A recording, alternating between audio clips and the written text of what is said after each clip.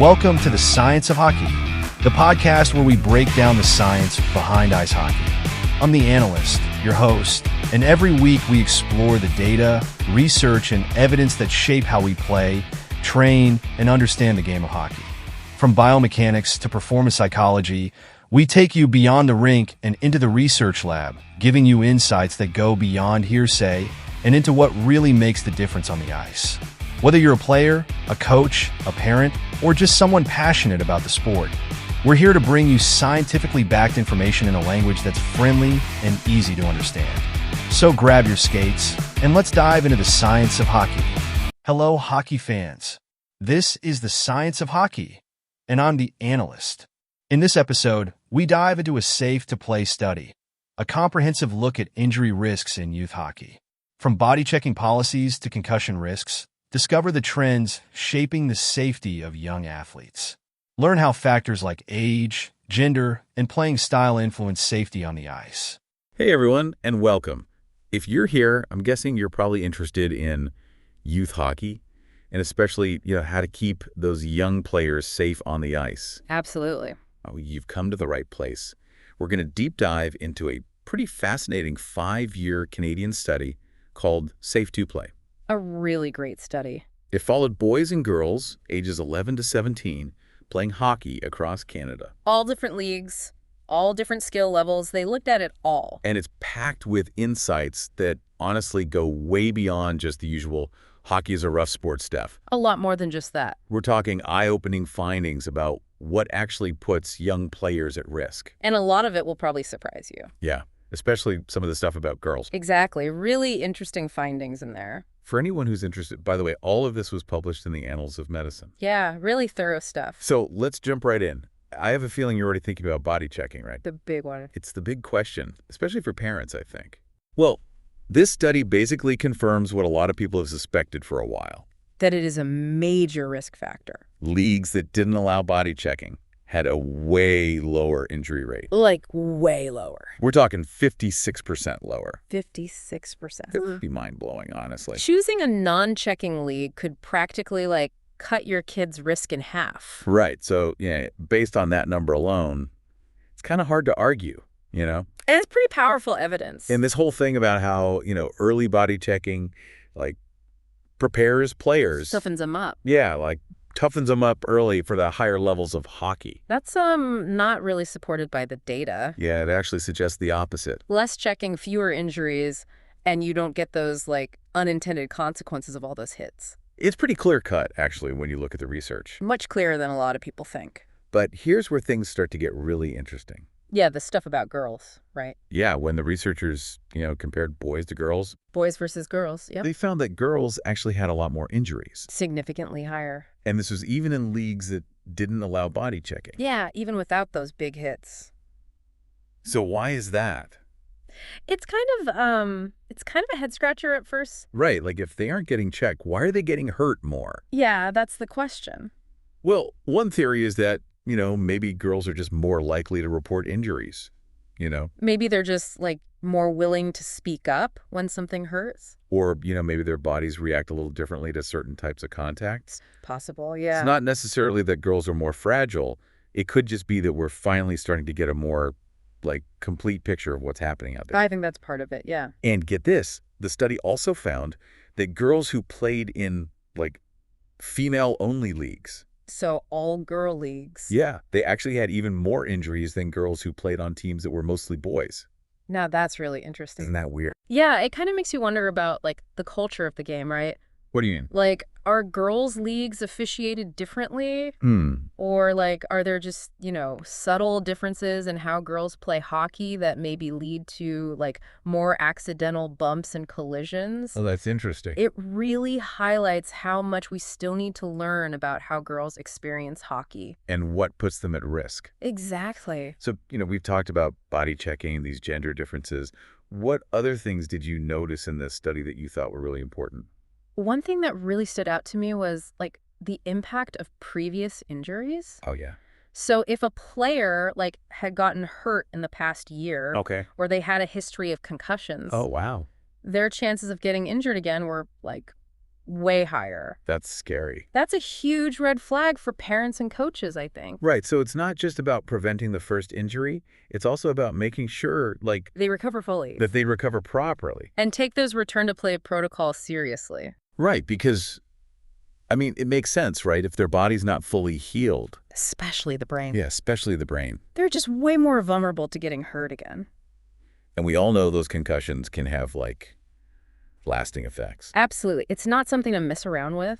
Right, so, okay, so previous injuries are a big deal. Big deal. What about, like, where you play on the ice? Player positioned, yeah. Yeah, does that make a difference? It actually does. Really? Yeah, it turns out goalies, with all that padding, Yeah, they're all decked out. they actually have a much lower injury rate compared to the forwards. Really? Yeah, like way lower.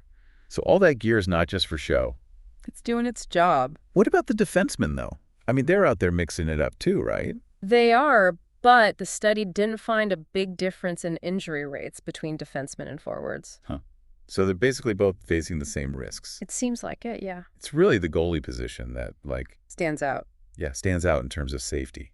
They're kind of playing their own game back there. Makes sense. Yeah. What about age, though? I mean, do older kids get injured more? It's not as clear-cut as you might think. Okay. There was a slight trend of more injuries as kids got older, but it wasn't a slam dunk across all injury types. Interesting. It seemed like those musculoskeletal injuries, like sprains and breaks, Yeah. those were more common in the older age groups. Mm. But concussions, not so much. So it's not just, like, the older you are, the more at risk you are. It's probably more about, how their bodies are developing and changing. Right, like their bones and muscles and, like, coordination are all in flux. Exactly. That could make them more susceptible to different types of injuries at different ages. It makes sense. Yeah. You mentioned that this study also kind of debunked some myths. Oh, yeah, for sure. Like, what things surprised you the most? Well, one surprise was that the year of play didn't really matter much. The year of play. Yeah, like whether a kid was new to an age group Oh, right, like the rookie. or they'd been playing at that level for a couple of years. Yeah. The injury risk was basically the same. So it's not like the new kids are getting picked on or anything. Doesn't seem like it, no. That's good to know. Yeah, and the level of play was another one. So you're talking about, like, elite versus, like, the less competitive leagues. Exactly. You'd think, that kids playing in those elite divisions where everyone's bigger and faster, Yeah. they'd be more likely to get hurt. But the study didn't find a strong link there. That's interesting. So even though the game's more intense, it's not necessarily translating into more injuries. It seems that way, yeah. What about player weight? That one was kind of a curveball. Okay. Player weight wasn't consistently linked to injury risk in this study. So does that mean weight doesn't matter? Well, some earlier research had kind of hinted at a connection, especially in certain weight categories. Yeah. But the study didn't really back that up. It's not that simple. Right. This is just one study. And it might show a different picture than, like, other research out there. We always have to look at the big picture, Absolutely. Consider all the nuances. all the different factors. So we've covered a lot of ground here on, like, what makes a difference in these youth hockey injuries? We have, yeah. What can our listeners actually do with this information? Well, I think the big takeaway here is that body checking is the single biggest risk factor that you can actually control. If you're a parent choosing a league for your child, Opting for one without body checking yeah. could make a huge difference in their safety. And we know it's not just about the rules of the game. Right. We've talked about Different gender. previous injuries, And even the whole culture of a league can all play a role. they all play a part, yeah. And those concussions, So important. making sure those kids are following those return-to-play protocols. Not just suggestions, they're really important. Absolutely crucial for their long-term health. I- We've laid a lot of the groundwork here. So when we come back for part 2 of this deep dive, Looking forward to it. we're going to get even more practical. More practical advice. We'll dig deeper into all these specific risk factors, and we'll give you some concrete steps that you can take to minimize those risks and keep your young hockey players safe. That's what it's all about. See you soon. See you then. All right, so welcome back. We just spent some time talking about some pretty big picture stuff when it comes to youth hockey injuries. And that Safe2Play study really gave us a lot to think about. A lot of food for thought, yeah. But now, let's zoom in a little bit and focus on some of those factors we can't just fix by changing the rules. Right, like gender. Yeah, like gender Yeah. and those lingering effects of past injuries. Those can be trickier to address. And, When it comes to girls especially, it's clear that there's a lot more going on than just checking. Oh, absolutely. The fact that girls are getting injured more, even without body checking, really makes us think outside the box. Like, are we giving them the same coaching as boys? Especially when it comes to things like, making those split-second decisions on the ice to avoid collisions. Yeah, like, are they getting those same skills? And then there's the question of, like, how girls perceive risk. Or how they report injuries? Exactly. All those things could be playing a role. And what about the gear itself? I mean, is hockey equipment really designed with the female body in mind?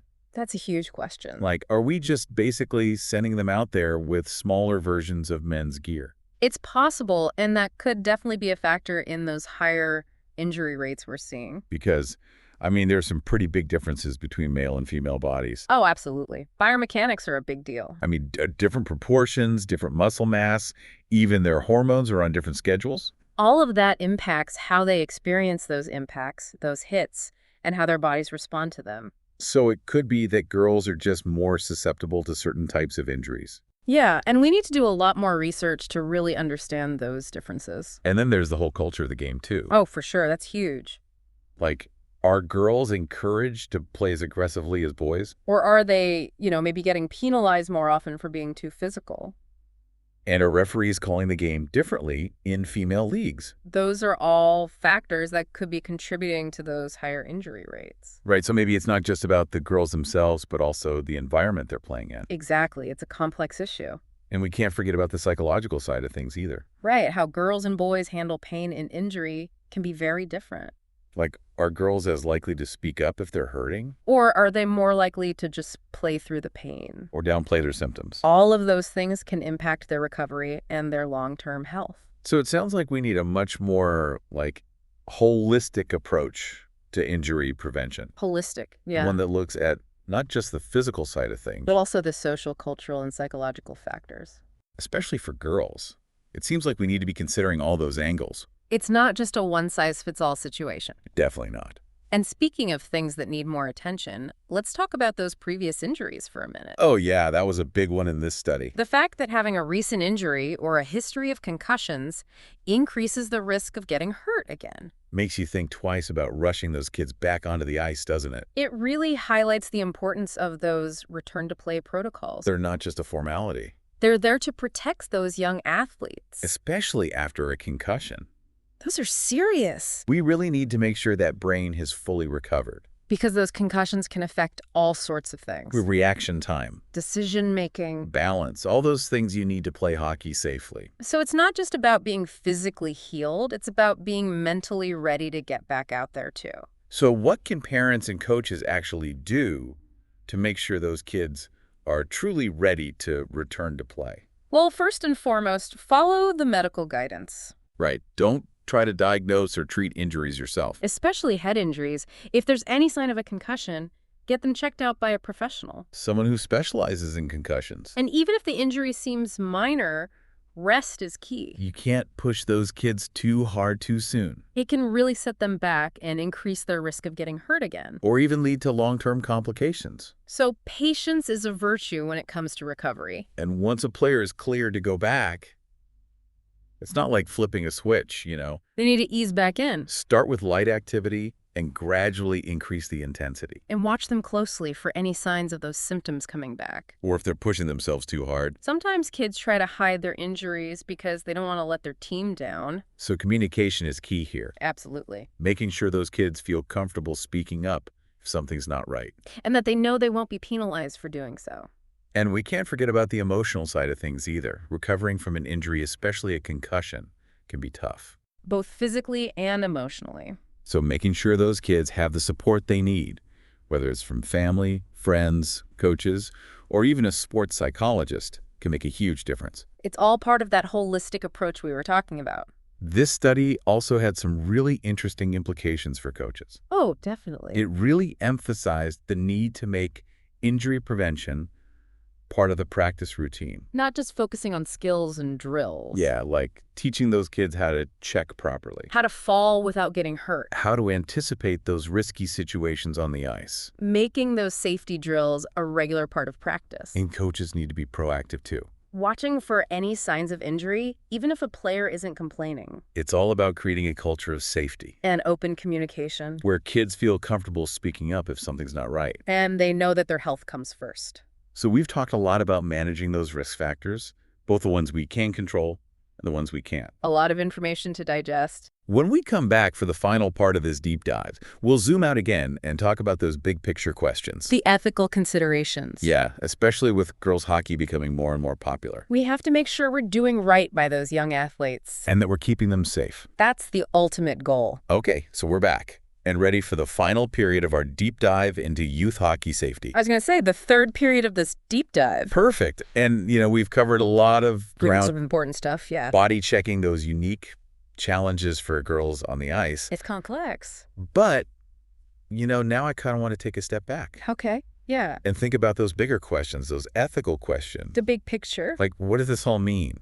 Especially with, girls hockey is just exploding in popularity. It's booming, yeah. How do we make sure we're not, leaving them behind? Doing right by those young athletes. Right, because we can't just assume, what works for boys will work for girls. No, not at all. This study's kind of a wake-up call. Big time.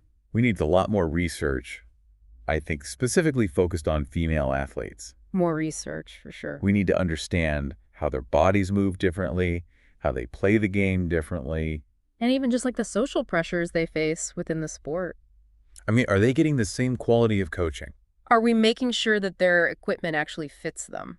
Are we creating a culture where they, feel comfortable speaking up about injuries? Big questions. These are questions that every, hockey organization needs to be thinking about, I think. From youth leagues all the way up to the pros. It's not just about, avoiding lawsuits. It's about doing the right thing. Exactly. And, the researchers who did this study, they actually had some really concrete recommendations. Oh, that's great. Based on what they found. Like what? One that really stood out was the need for better injury tracking. Better injury tracking. Yeah, across all the different leagues and age groups. So right now it's kind of a mess. Yeah, it's a patchwork system. So it's hard to, see those trends, figure out what's working and what's not. We need better data. Better data, better decisions makes sense. Makes sense. So.